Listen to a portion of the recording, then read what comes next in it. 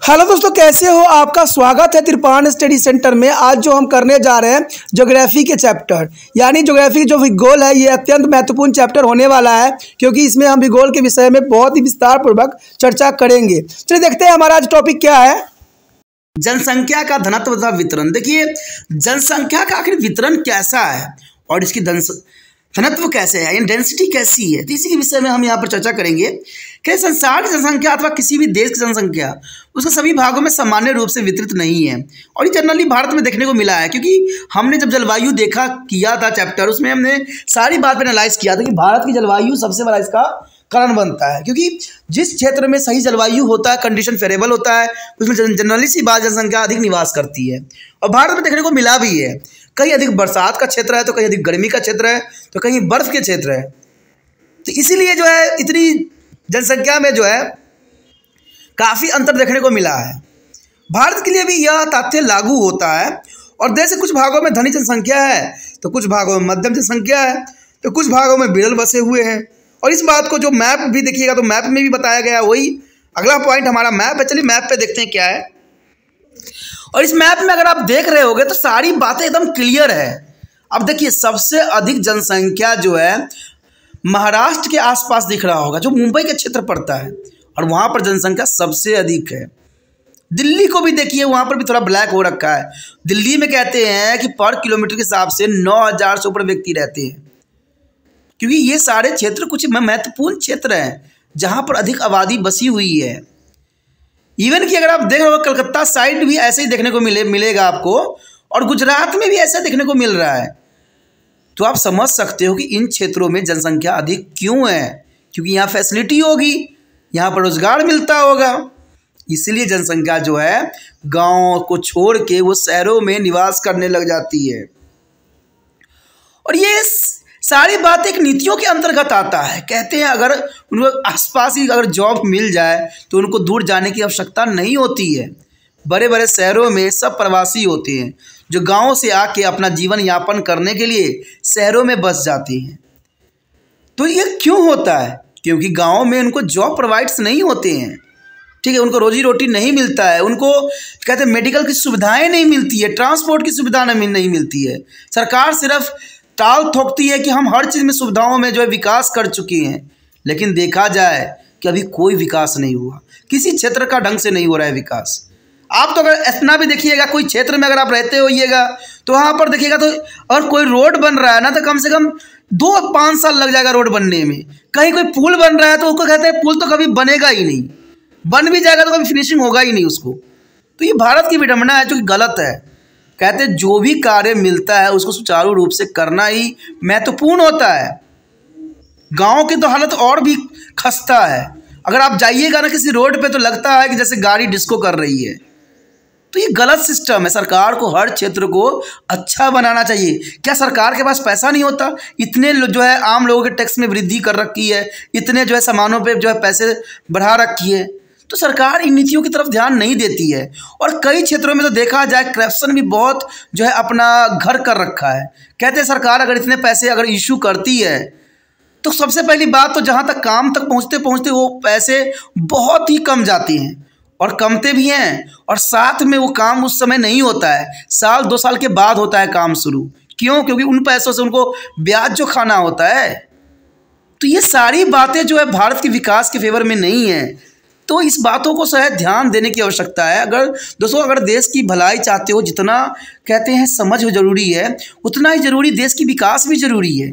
और जब तक भारत की विकास नहीं होगा, हर व्यक्ति का विकास नहीं हो सकता है।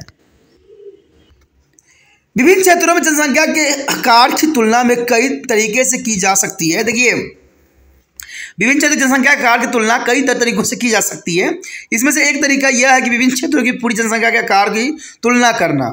परंतु इस विधि में जनसंख्या तथा उस क्षेत्र तथा प्रांत के क्षेत्रफल अथवा उसके आधार साधनों के बीच के संबंधों के बारे में कुछ भी हमें नहीं जान सकते हैं। तो ये चीज़ें काफ़ी महत्वपूर्ण बात आता है। कहते हैं जनसंख्या के आकार की तुलना करना कई मायने में कई रूपों से किया जा सकता है। अंत क्षेत्र के बीच तुलनात्मक अध्ययन जो है गुमराह कर सकता है। तो ये काफ़ी महत्वपूर्ण गुमराह भी किया जाता है। जनसंख्या स्वरूप सिंगापुर की जनसंख्या जो है 42 लाख है और चीन की जनसंख्या जो है 1 अरब 30 करोड़ है। कहते हैं 1300 मिलियन है, यानी सिंगापुर का क्षेत्रफल मात्र जो है 660 वर्ग किलोमीटर है, जबकि चीन का अगर क्षेत्रफल देखें तो 95 लाख वर्ग किलोमीटर है। एक इतना छोटा और दूसरा इतना विशाल, इससे स्पष्ट है कि चीन की तुलना में सिंगापुर में कितना भीड़ भाड़ हो वाला है। यानी देखा जाए तो सिंगापुर काफ़ी भीड़ वाला क्षेत्र माना जाएगा, और इसलिए विभिन्न देशों की जनसंख्या की तुलना सामान्यतः उन देशों की जनसंख्या के घनत्व के रूप में की जा सकती है। और इस विधि में देखा जाए तो मनुष्य और भूमि के अनुपात का ध्यान में रखते हुए तुलनात्मक अध्ययन किया जाता है, और इस तरीके में किसी क्षेत्र की कुल जनसंख्या का वितरण को देश के क्षेत्रफल में सामान्य रूप से वितरित मानते हुए प्रति वर्ग किलोमीटर क्षेत्र में कितनी जनसंख्या समाहित होती है, इसकी गणना भी की जा सकती है, और इसके अंकगणित जनसंख्या का जो है घनत्व कहलाता है। यानी कितनी जनसंख्या जो है निवास कर रही है वो जो है गणितीय जनसंख्या के घनत्व कहलाते हैं, और किसी भी क्षेत्र या देश की कुल जनसंख्या को उस क्षेत्र को या देश की जमीन के क्षेत्रफल से भाग देने पर प्रति वर्ग किलोमीटर जनसंख्या का घनत्व प्राप्त हो जाता है।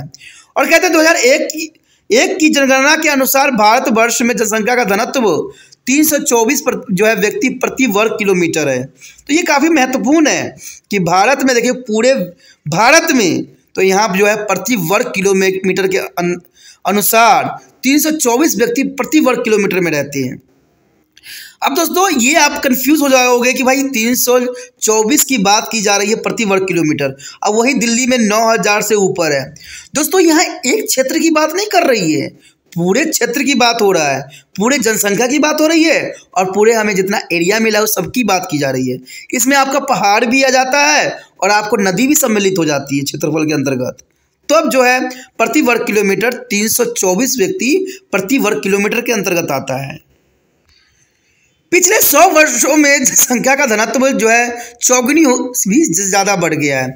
यानी देखा जाए पिछले 100 वर्षों में भारत की जनसंख्या जो है चौगुनी से भी ज़्यादा हो गई है। सन 1901 में यह जो घनत्व थी 77 था, यानी प्रति व्यक्ति किलोमीटर के अनुसार 70 व्यक्ति ही निवास करते थे, जबकि सन 2001 में ये जो है 324 हो गया। तो समझ सकते हो कि यहाँ पर चौगुनी वृद्धि हुई। कहते हैं 100 के आंकड़ा भी 1901 में पार नहीं किया, और अभी जो है 324 प्रति वर्ग किलोमीटर हो गया। तो ये काफ़ी महत्वपूर्ण बात की तरफ इशारा कर रहा है।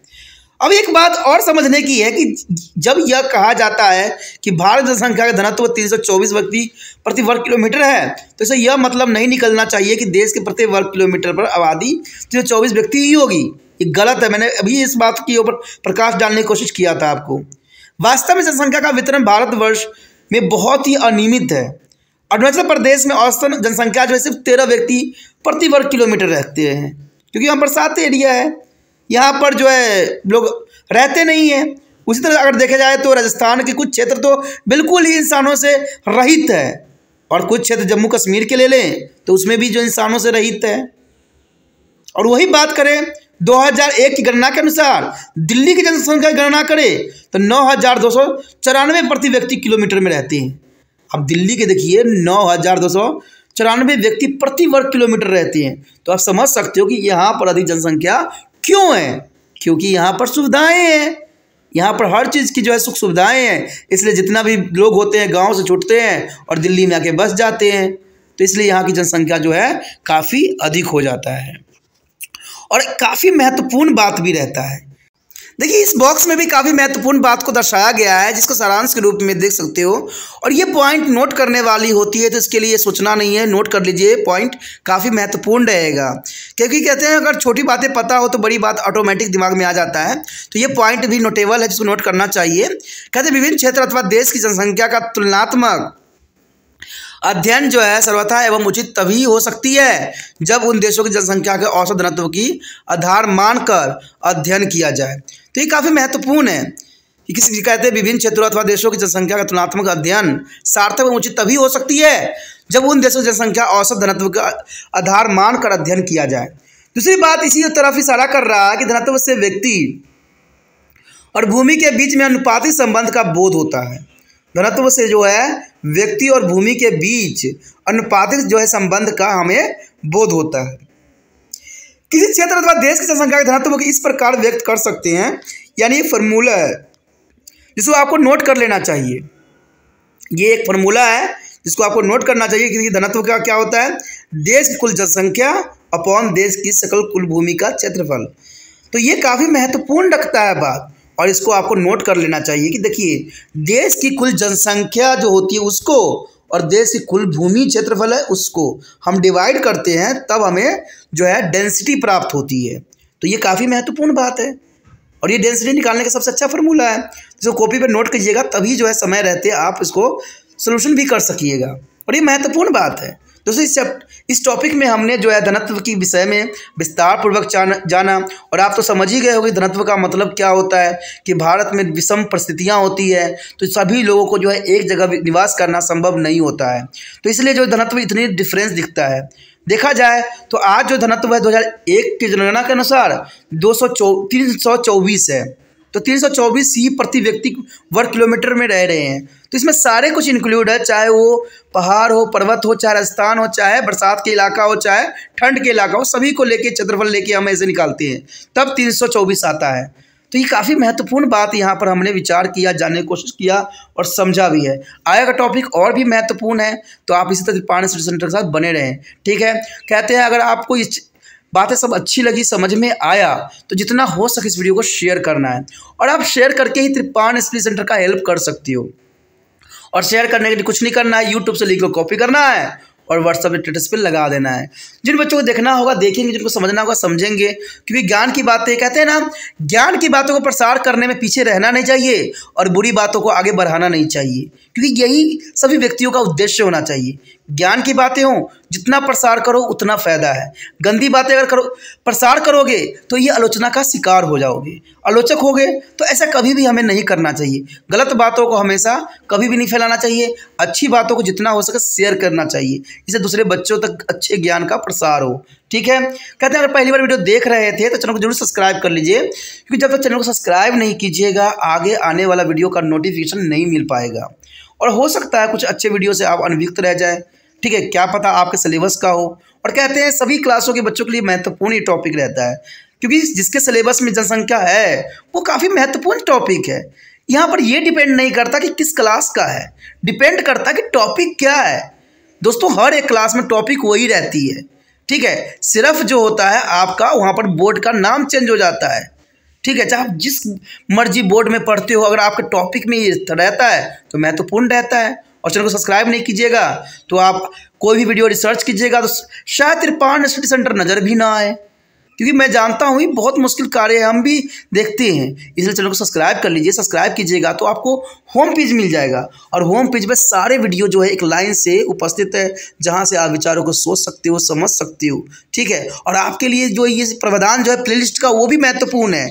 प्लेलिस्ट में आप देखिएगा यहाँ पर चैप्टर के अनुसार, सिलेबस के अनुसार, क्लास के अनुसार सारे वीडियो उपलब्ध है, और 8th क्लास से लेके MA तक बच्चों के लिए है। ठीक है, और साथ में एक बात नहीं भूलना है, शिकायत हो, कुछ कहना चाहते हो, कुछ राय विचार देना चाहते हो, कुछ बदलाव चाहते हो, ठीक है, कोई भी सुझाव हो जरूर कीजिए, क्योंकि कमेंट नहीं कीजिएगा तो कहते हैं अच्छाई का पता नहीं लगता और समझ नहीं आती है। इसलिए जितना हो सके कमेंट कीजिए, ये ज़रूरी है।